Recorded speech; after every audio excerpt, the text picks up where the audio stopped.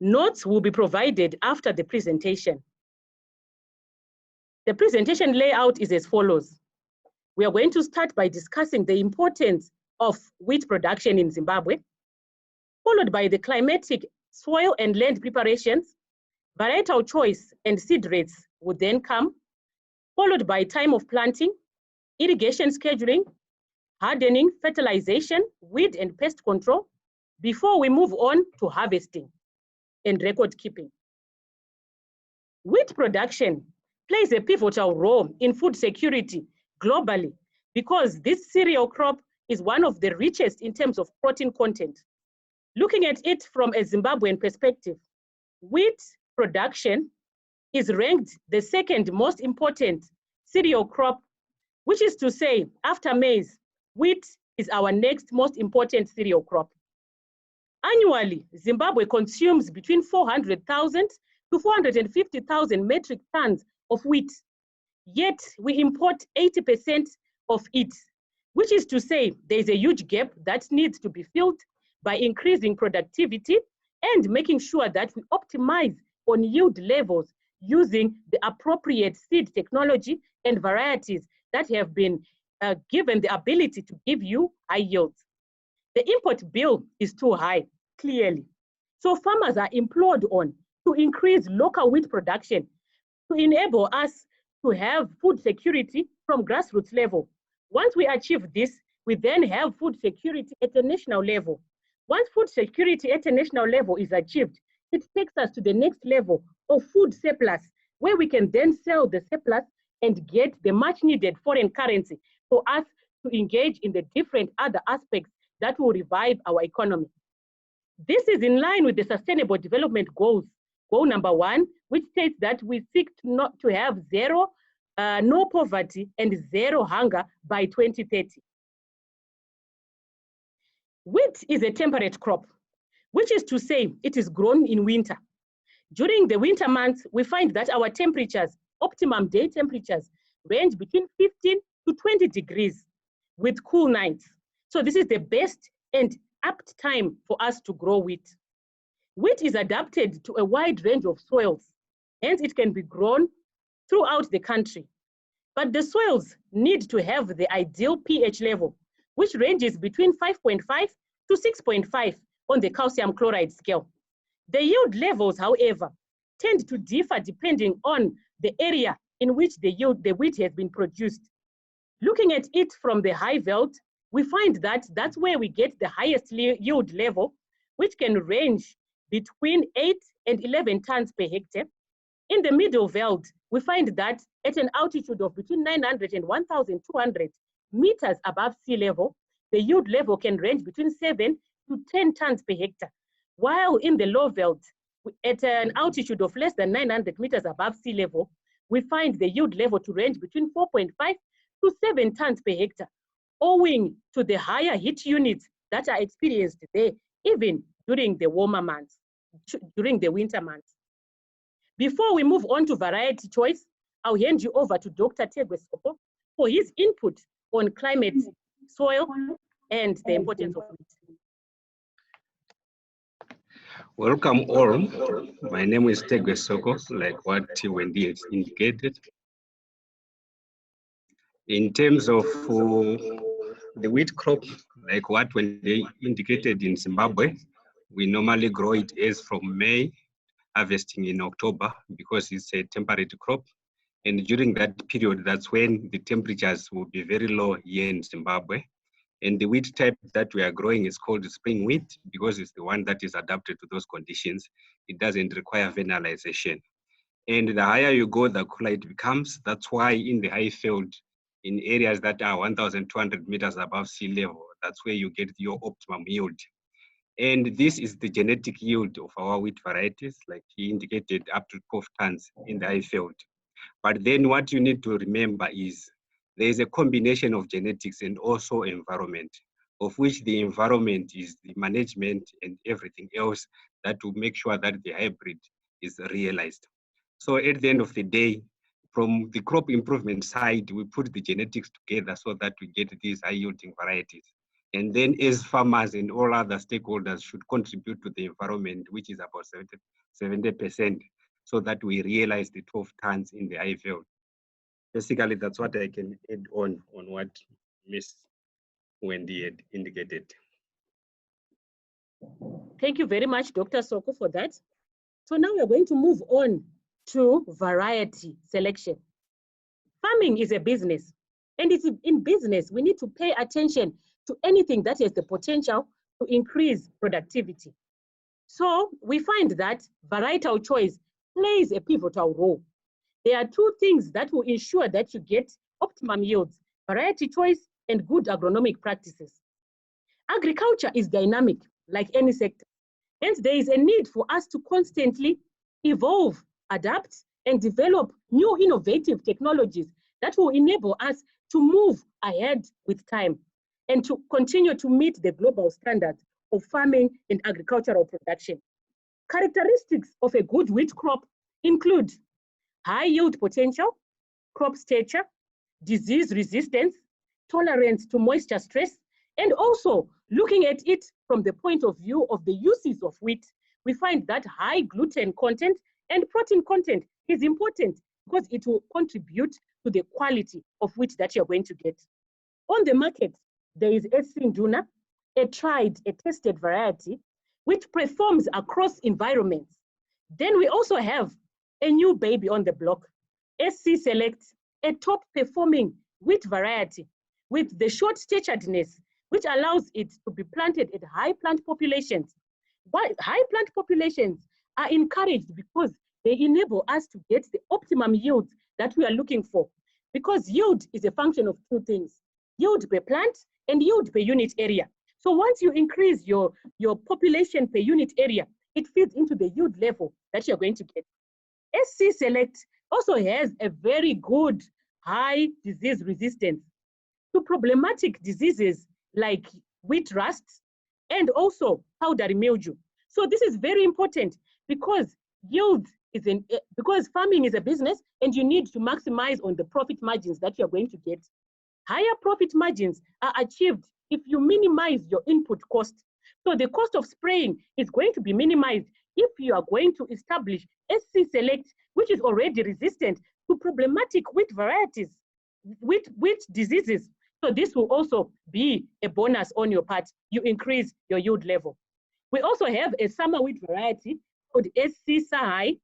Though in summer we tend to have challenges of disease pressure and weed pressure, but we have that variety which can help us to push our productivity level and meet the much needed margins of yield that we need for wheat, considering that our wheat that we use annually ranges between 400,000 to 450,000 metric tons. Moving on to the seed rates. The optimum seed rate will give us the optimum plant population. So we need to aim to achieve a seed rate of between 220 to 250 plants per square meter. This is achieved by starting off with planting the seed rate that is desired.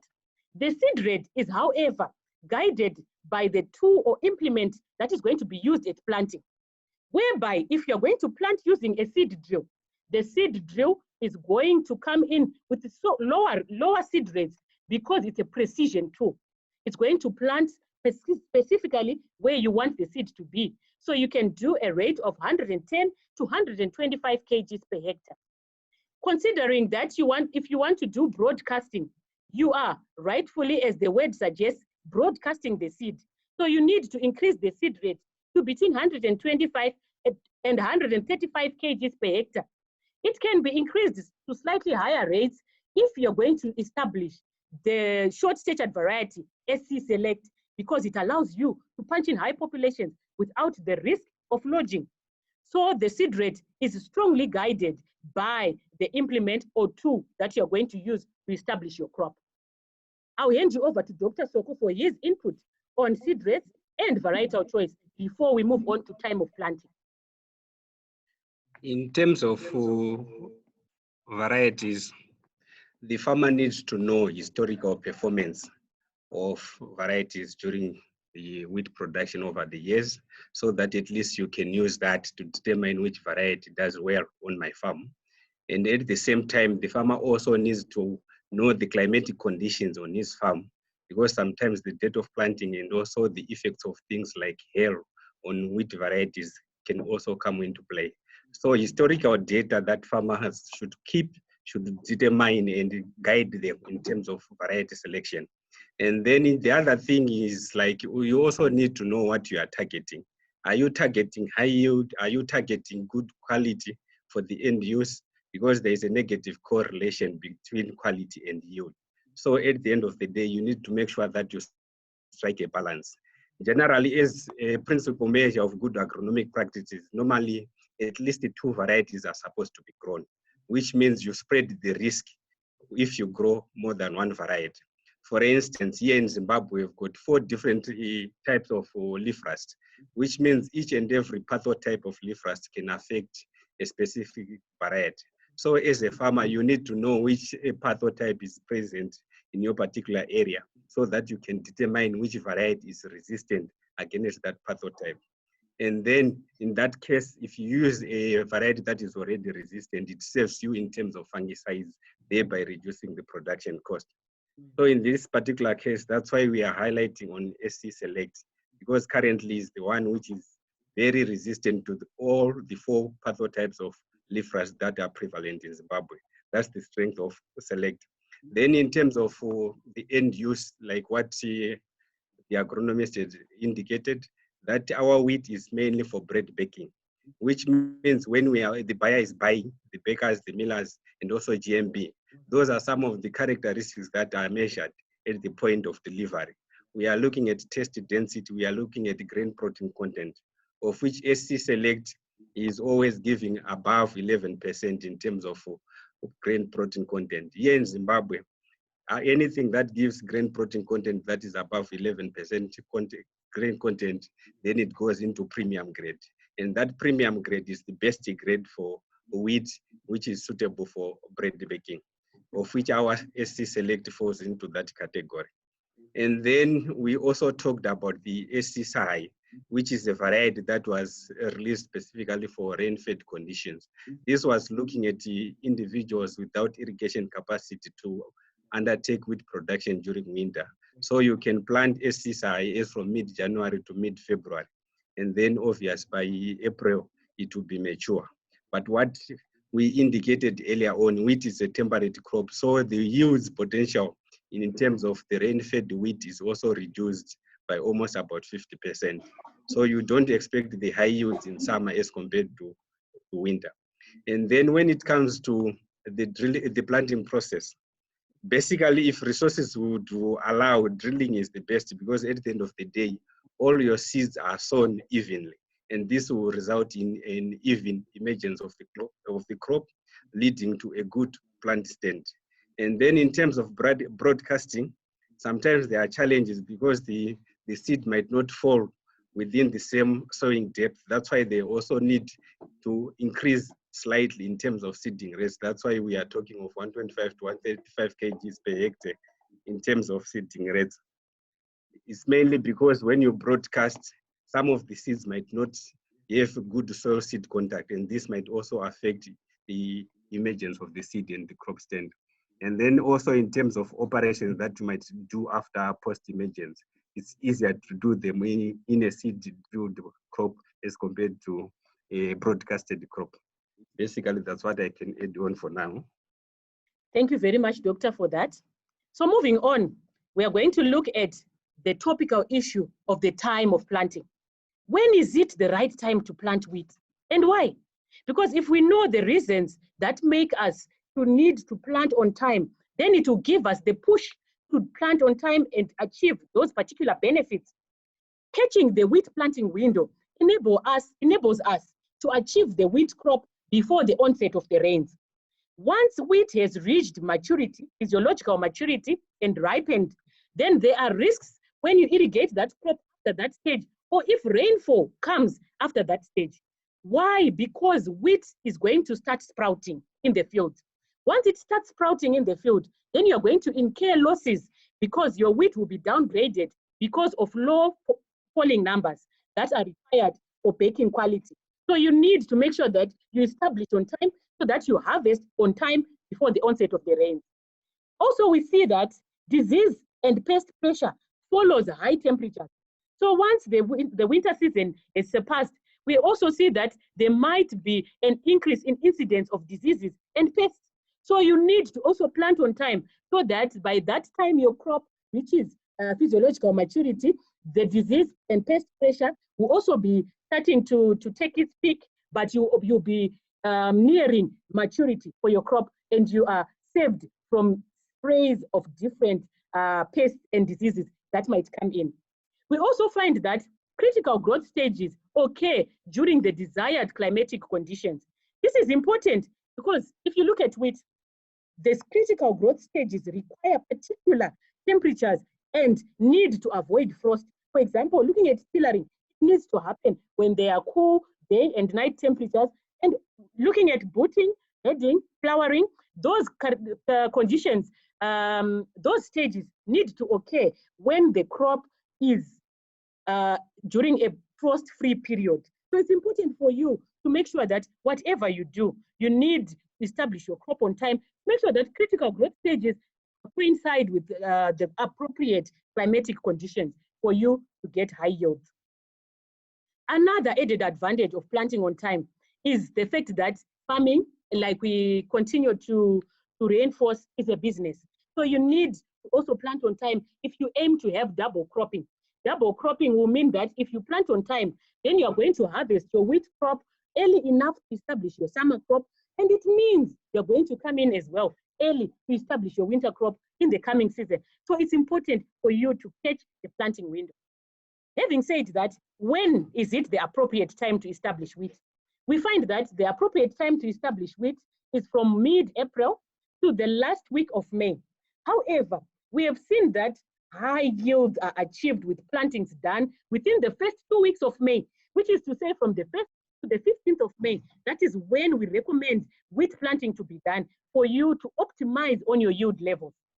Delayed planting means that you're going to incur losses within the range of 50 kgs per hectare per day that you delay after the recommended period of planting.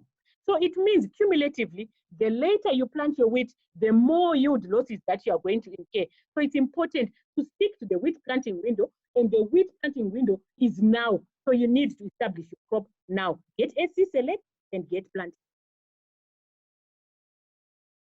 Looking on to land preparation and planting irrigation, land preparation plays a pivotal role because it's important for you to get a fine tilt from the onset.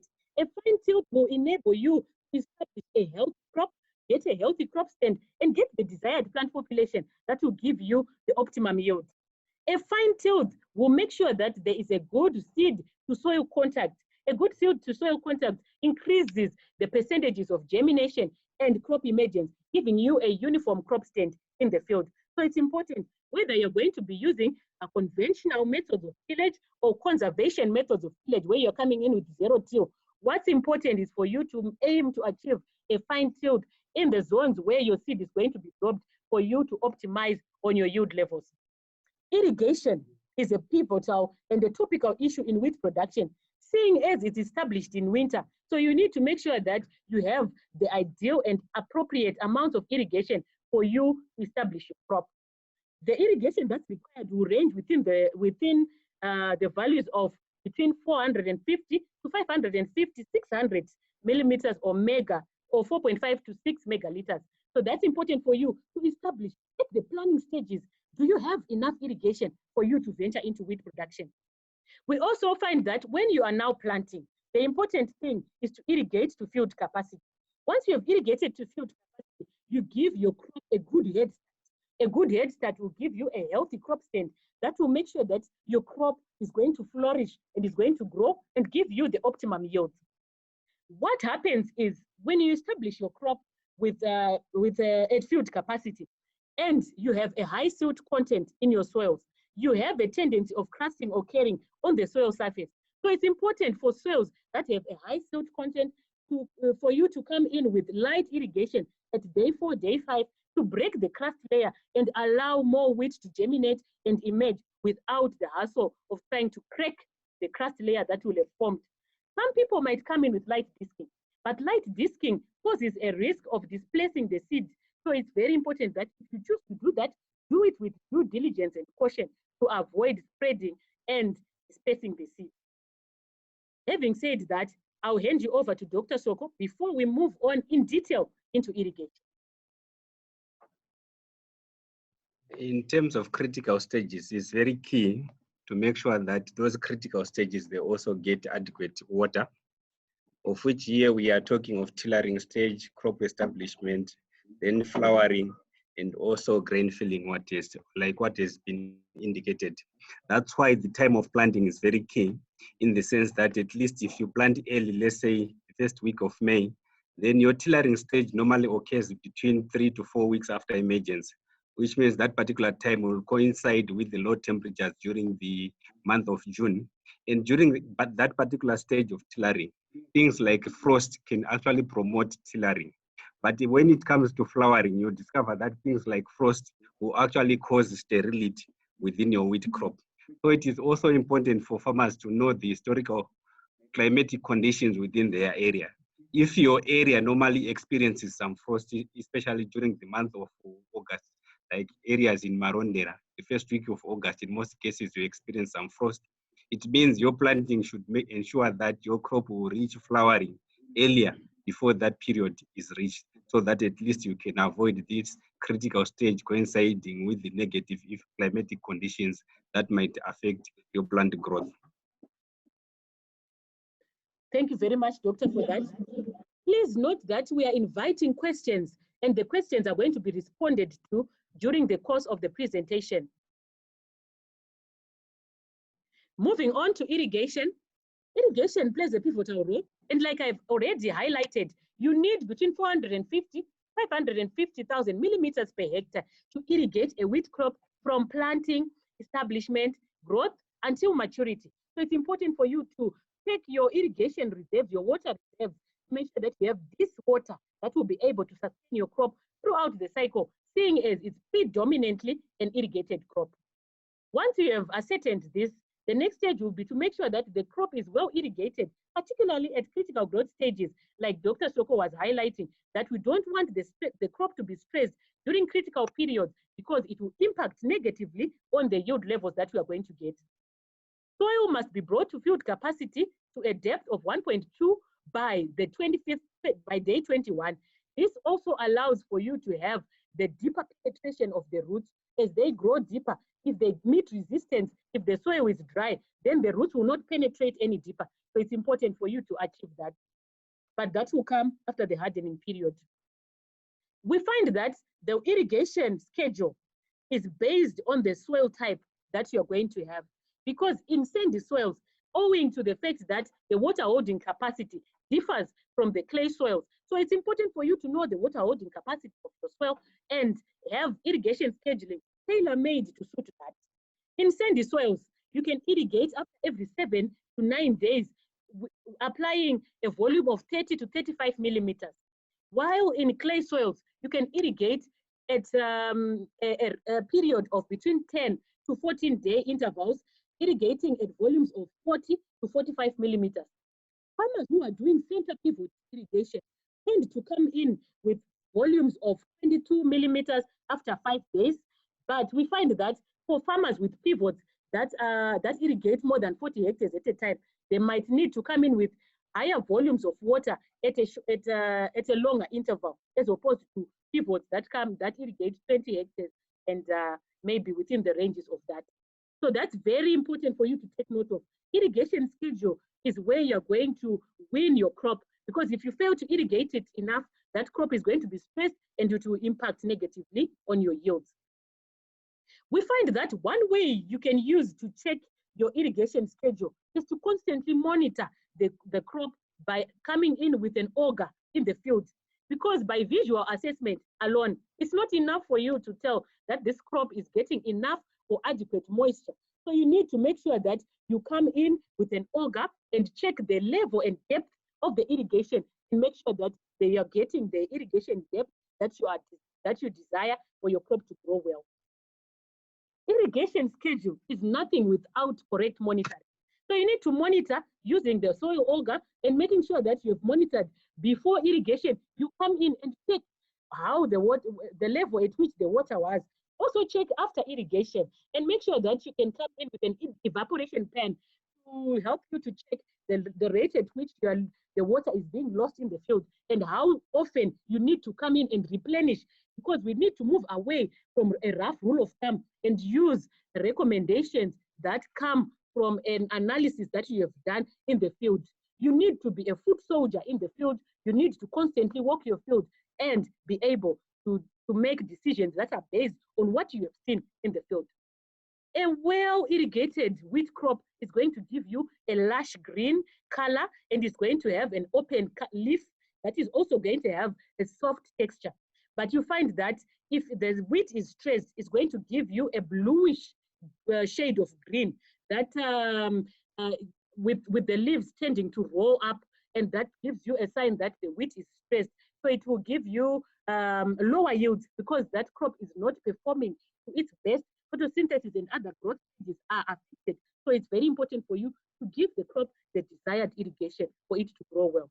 Before we move to hardening, I'll ask Dr. to give us this contribution.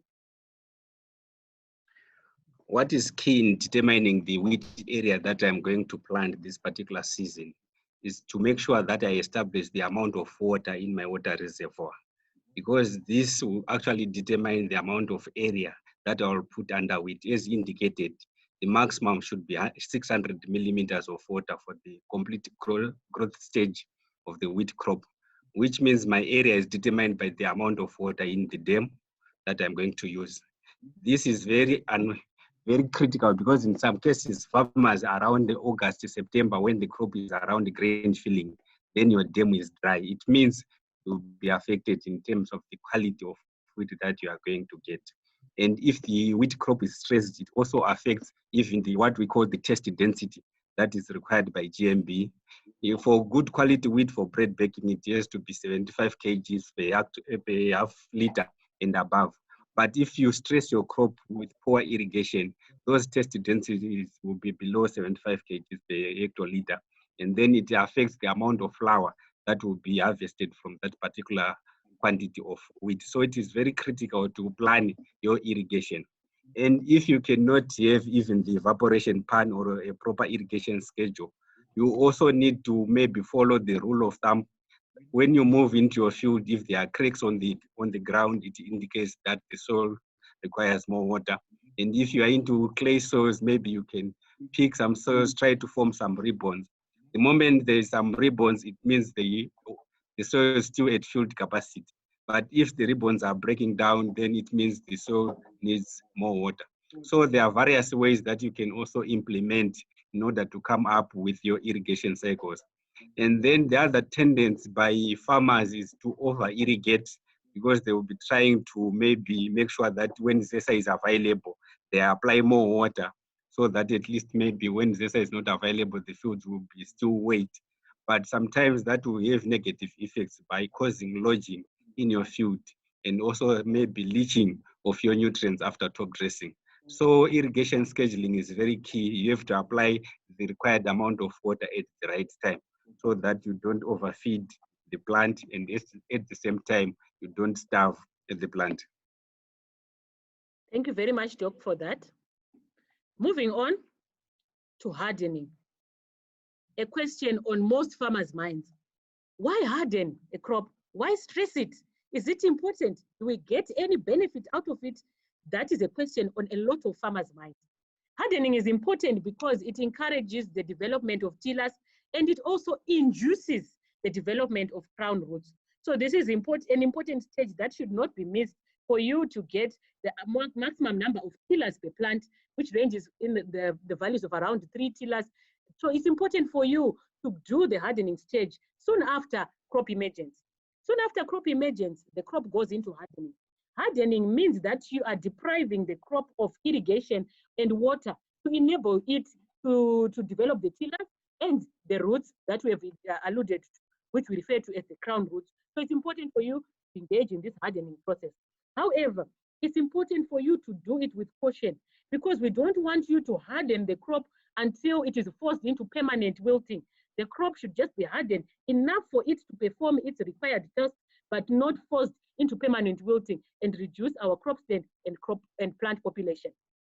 So hardening differs for sandy soils and clay soils, where you find that in sandy soils, you need to harden the crop in the ranges of around 10 days because these soils tend to lose water more than the clay soils owing to the water holding capacity.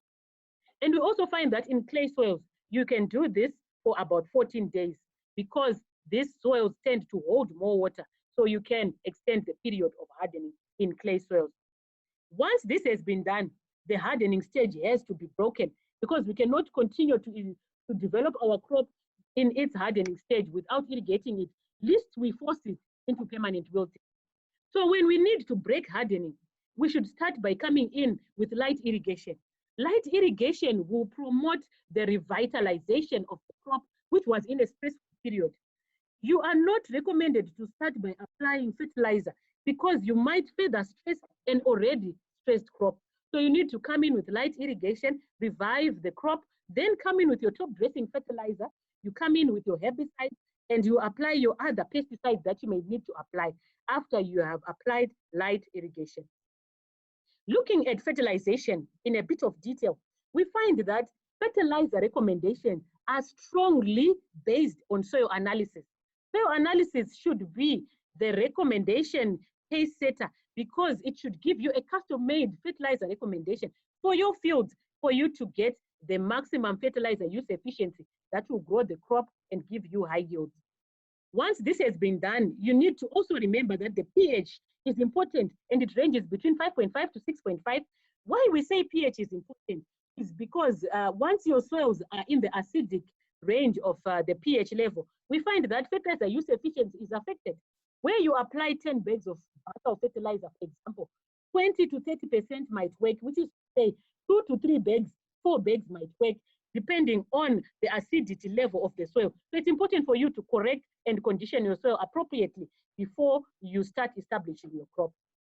When we want to apply fertilizer, we need to base our fertilizer recommendation on the NPK ratios and requirements of the crop based again on the yield level that we are aiming for.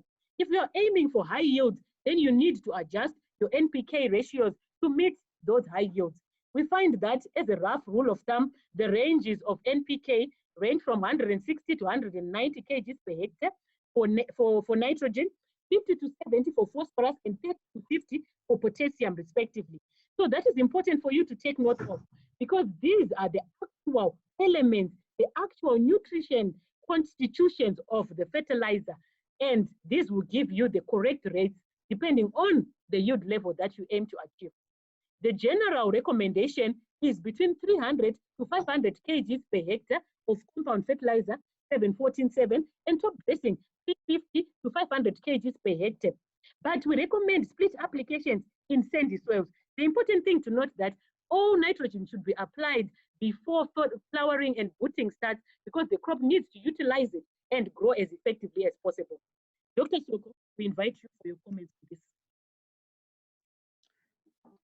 In terms of water management, there's also a practice called deficit irrigation that farmers can practice, but this can actually maybe reduce your number of irrigation cycles by 2 or 3 irrigation cycles, but this should only be done between tillering and before flowering, because during that period, especially stem elongation, you can actually lengthen your irrigation cycle so that at least you're safe in terms of water. And that practice is called deficit irrigation. And then the other thing that was mentioned was the hardening part, whereby you are encouraging your roots to go deeper. Because physiologically, the wheat plant, its roots can go up to 1 meter or 1.2 meters. And this is very important during the months of August, September, when the temperatures are rising. Even if you irrigate, the evapotranspiration during that period is very high. So in most cases, that's when most of our crops will be stressed, but it will be around critical stages of flowering, grain filling. So if the crop has been encouraged to develop deeper roots, it means it is going to utilize the water, the moisture that is at a very long depth, deep down the soil profile, as compared to a crop that was being applied a lot of water. It only developed roots within the first 30 centimeters. So hardening is very key because it will also assist in terms of encourage, in terms of moisture utilization during the later stages of crop development. And then the other thing is about pH. pH actually affects the availability of nutrients.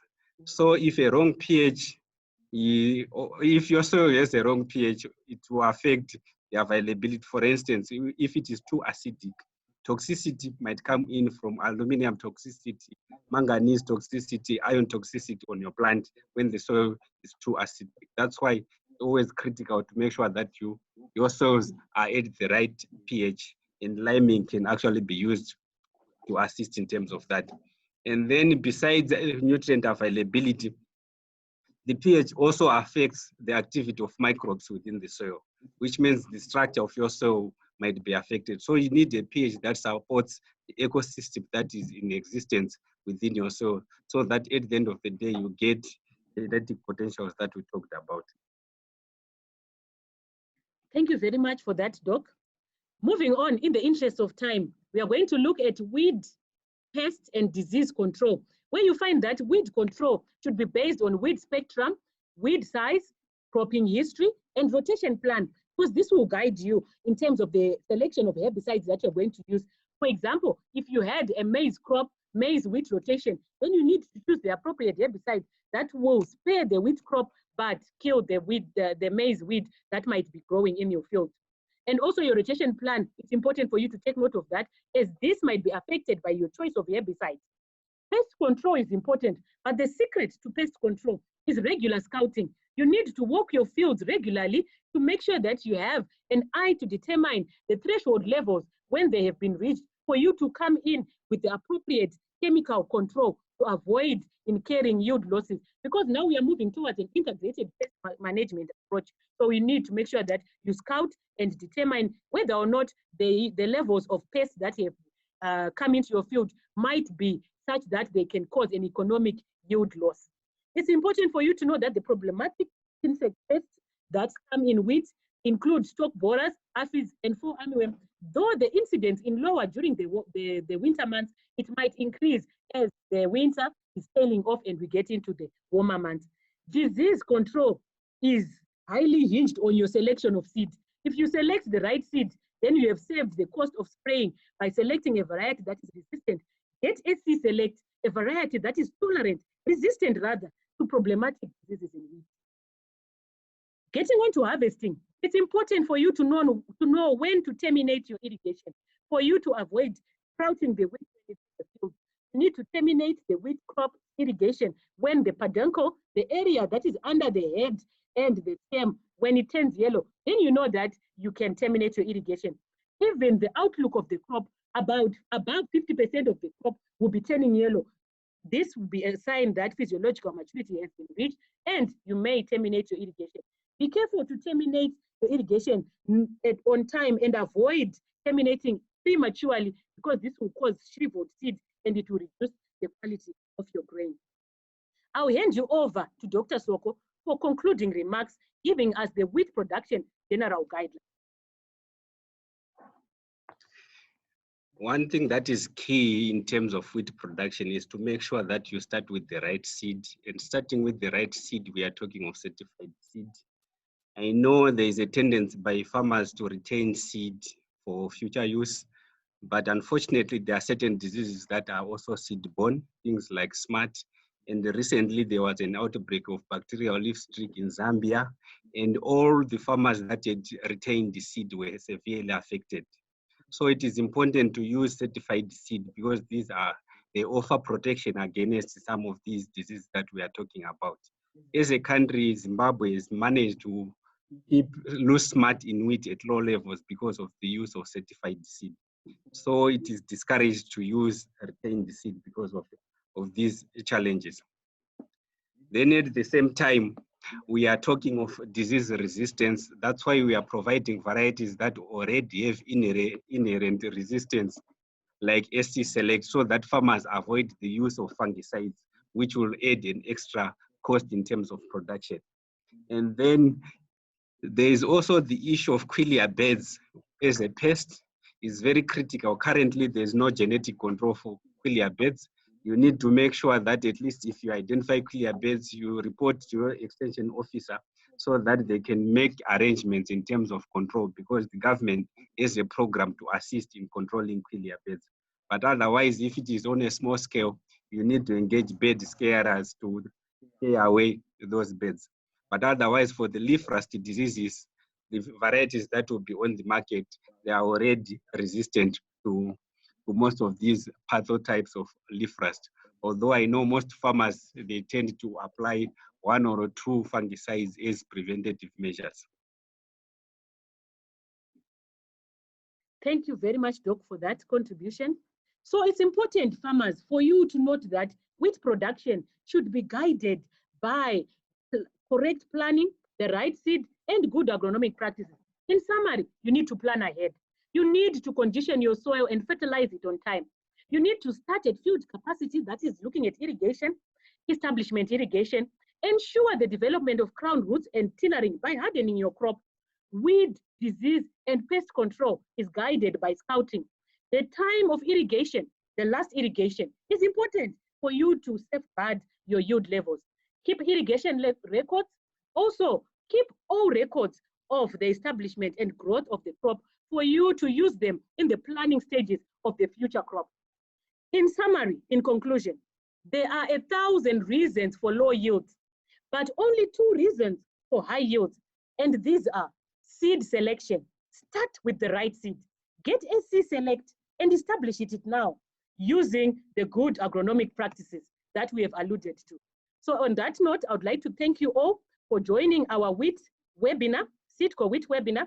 I would like to invite you to join us again in future webinars where we are going to discuss different issues in agriculture production. I would like to thank my co-host, Dr. Soko, for that presentation. And thank you all for sparing your time to be with us. Thank you.